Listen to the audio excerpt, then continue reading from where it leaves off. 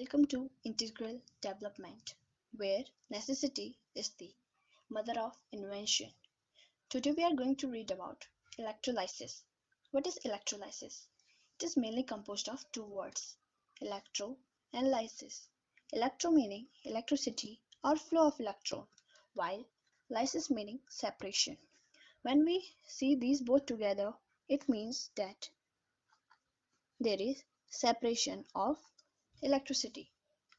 Now, coming to its main definition tells us that chemical decomposition of a chemical compound using electric current means there is decomposition of chemical compound, and chemical compound here is electrolyte. So, there is decomposition of electrolyte when it is in aqueous or molten state, and we passes electric current through it. So, the electrolyte get decomposes into ions, which is an neutral atom. Let's see it by example. We take an electrolyte here, NaCl, sodium chloride. When we passes it through current, when we passes electric current in aqueous or molten state, so it get dissociated into two ions, Na and Cl. Cl here is negative and Na is positive. So we get two neutral atoms. Now, metallic conductor and electrolyte conductor. What is metallic conductor? One-way movement of electron from negative to positive. In this, there is only a one-way movement of electron from negative to positive. While in this, there is two-way. In electrolyte conductor, there are two-way. Cation to cathode and anion to anode. Where cation is positive, cathode is negative, anion is negative, and anode is positive. This we will be reading further after some time. Now, what is metallic conductor? It conducts electricity in both solid and liquid state, whereas in electrolytic conductor, it conducts electricity only in molten or aqueous form. In a metallic conductor, there is no change, but in electrolytic conductor, a new product is formed. Now, important terms. There are two important terms related to it. One is electrolyte and one is non-electrolyte. What is electrolyte mainly? It is conductor. Conductor meaning which conduct electricity, whereas non-electrolyte, it is an insulator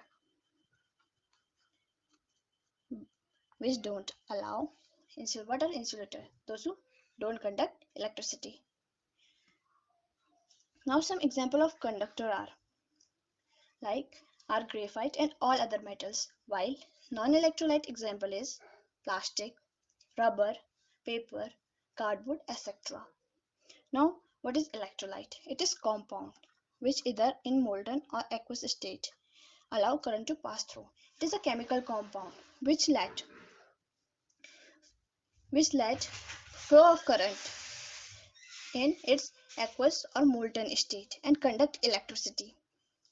While and what is electrolyte? It is an ionic compound and its particles are only ions or only molecules.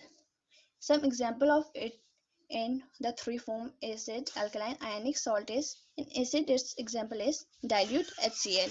In alkalis it is KOH. While in ionic salt it is Pb Br2 which is in molten form. Now electrolyte.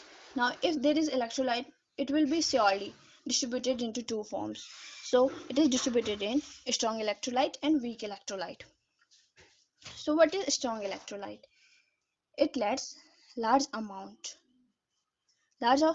of electricity to flow through it, while weak electrolyte it let a small amount of electricity to flow through it.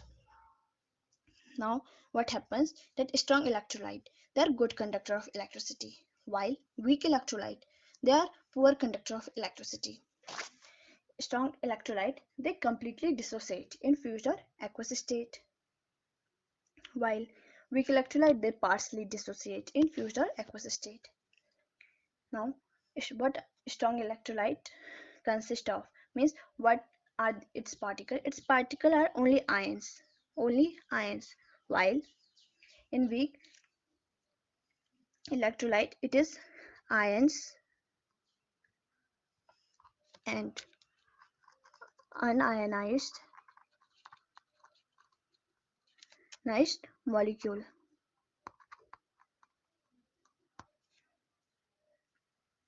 Now what happens that non-electrolyte, what they are? They're compounds that do not conduct electric current neither in solid nor in aqueous state. They are type of compound that do not conduct electricity. They are chemical compound that do not conduct electricity when they are in solid or aqueous state and there is flow of electron. Now non-electrolyte are covalent compounds. And what happens that their particles are only molecules. Some examples are distilled water, alcohol, sugar, etc. Now there are two terms related to electrolysis. Now what are those two terms? Those two terms are, in electrode it is cathode and anode, but in ions it is cation and anion. Now what happens that every one of us knows that opposite charge attract while same charge repel. So here is opposite charge, here is also opposite charge. So what will happen? They will attract. Now what happened? There are two rods. So one of which is anode and one of which is cathode. Cathode is negative and anode is positive. So what happened? Our anion moves to anode and cation moves to cathode. Now if we want to remember it, we can remember it in one of the easiest way, which is CC and AA, where A represent add. So add is positive, whereas C represent cut. And if we cut anything, so it will get half. So it is negative. Now coming to oxidation and reduction. What is oxidation? Oxidation is loss of electrons while reduction is gain. So what happens? That anode get oxidized while cathode get reduced. Why? So because cathode it is negative, and if something is negative, so we know that it gains, while if something is positive, so it lose. Now two of the important terms, which are reducing agent and oxidizing agent. What is reducing agent? A reducing agent is something that makes another element oxidized, means there are two elements A and B. Now what happens? This A is reducing while it makes B oxidized. How? It gains electrons.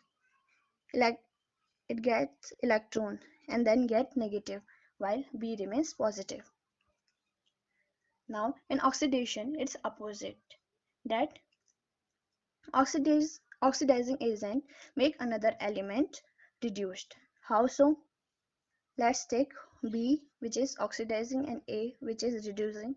So what happens? That it gives its electron to this. So it get reduced while it remains oxidized. Now here is one of the amazing fact, that when we wake up, so our human brain, it is enough that it consists of enough electricity that it can power a small light bulb.